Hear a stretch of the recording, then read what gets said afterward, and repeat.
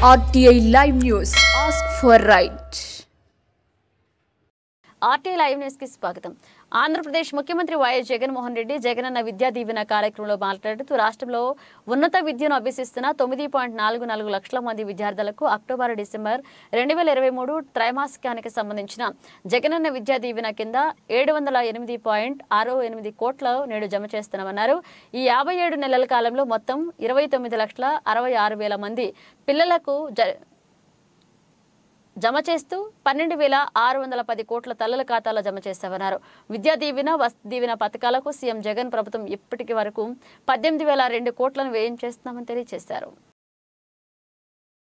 తల్లిదండ్రులకు మంచి చేసే ఒక గొప్ప కార్యక్రమానికి శ్రీకారం చుట్టాం. 57 నెలలుగా ఈ కార్యక్రమాన్ని జరిగిస్తా ఉన్నాం.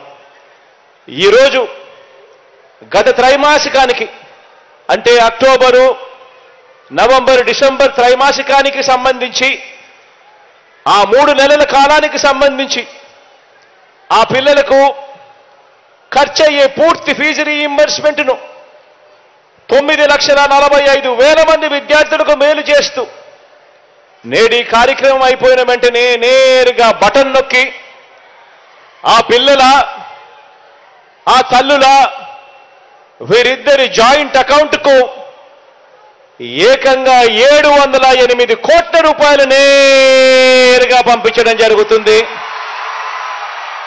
ఈ కార్యక్రమం అయిపోయిన వెంటనే ఈ 708 కోట్ల రూపాయలతో కలుపుకొని ఈ 57 నెలల కాలంలోనే అక్షరాల మీ అన్న ప్రభుత్వం చెల్లించిన ఈ పూర్తి ఫీజుల మొత్తాన్నే తీసుకుంటే ఏకంగా 29,66,000 మంది పిల్లలకు మంచి జరిగిస్తూ ఇప్పటిదాకా జగనన్న విద్యా దీవెన అనే ఈ ఒక్క కార్యక్రమం ద్వారానే 12,609 కోట్ల రూపాయలు నా అక్క చెల్లెమ్మల కుటుంబాల ఖాతాల్లోకి నేరుగా జమ చేయడం జరిగింది.